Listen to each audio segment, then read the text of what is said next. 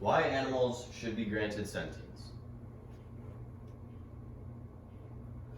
Suppose someday you and your significant other decide to adopt a newborn baby to start your family. What better companion than a puppy? You feed, clean up after, and watch both of these individuals grow up, and you love them both. If anything happened to either one of them, you would be devastated. Isn't it fair to say that you would do nearly anything to protect these two? Well, here is a step in the puppy's direction. Today, I wish to persuade you to change your views on the rights of domestic animals and take action to represent those views.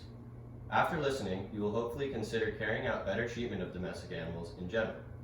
I was raised with 3 human siblings and 3 dog siblings, and I did extensive research on domestic animal emotions and laws to see what experts had to say. A few important points that I'll be covering today are that domestic animals are considered part of the family, yet are not guaranteed sentience. Passing a law that gives domestic animals in the U.S. sentience can greatly improve their conditions, and without sentience, domestic animals may continue to suffer. Now, the problem is that domestic animals are basically members of the family, but they are not guaranteed the same emotional protection. For instance, in the event of a divorce, the kids are not the only ones that suffer. According to the New Republic, Alaska and Illinois are the only states that consider the well-being of animals in custody battles. Being separated from your owner can be very stressful for the animal.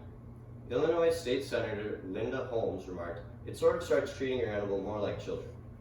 And why not have it so that the norm is to treat your animals as kindly as you would your own children?" I remember a time before my aunt and uncle were married. They had had an argument resulting in the separation of their 2 dogs. The dogs were so unhappy, and it just made the situation worse for everyone. If this issue is not dealt with, domestic animals will continue to be at the discretion of their owners in emotional and typically the same situations. Even if you think you have your animal's best interests, you can always do more. The solution I recommend is passing a law that gives U.S. domestic animals sentience. According to an article in the Treaty of Lisbon, the European Union has recognized animals as sentient beings since 2009. Following this, the European Commission adopted a strategy for the protection and welfare of animals.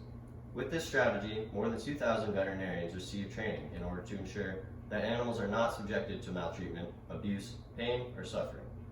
Now, you might be wondering what giving sentience will actually do for the animal, and if it's even worth it. It is worth it, and trends have shown improvement of the treatment of animals all over the European Union, from domestic animals to farm animals. From Professor Mark Beckhoff's point of view, evidence of animal sentience is everywhere. The remaining questions are a matter of why sentience evolved, not if it evolved. Let me see if I can paint the picture for you. I want you to visualize with me for a second. If you choose not to take my advice, I hope you're okay with the idea of millions of domestic animals suffering some sort of mistreatment all over the U.S. Although there are laws in place that have some protections for domestic animals, they are just not getting the full extent of what they deserve. We could be living in a world where your furry friend is treated with the same care and handling that you want, and it is easily possible by giving animals in the U.S. sentience. If a law stated that domestic animals in the U.S. had sentience, then that law would be enforced and create a norm where animals are just generally treated better, both privately and publicly. Whether you have a pet or not, I'm sure someone you care for does, so why not benefit them? Get out to the polls and cast your vote for domestic animal sentience.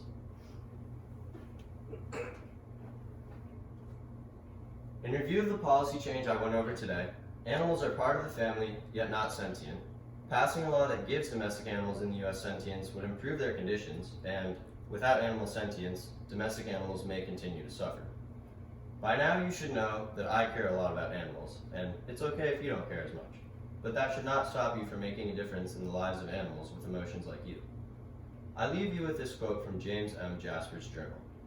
The question to ask about animals is not, can they reason, nor can they talk, but can they suffer? The answer is in your hands. Questions from the audience? How did you know that your aunt and uncle's dogs were sad when they separated?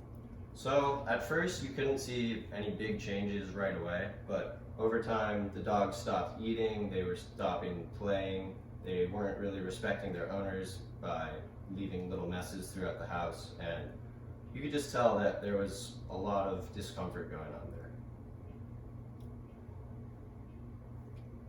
Do you think that animal emotions are in any way similar to human emotions?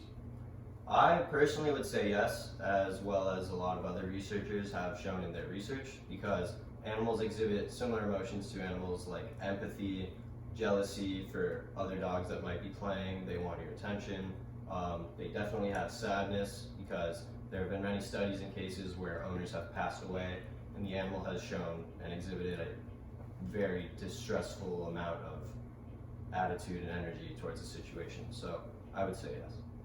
Okay. And thank you. That's all. Thank you.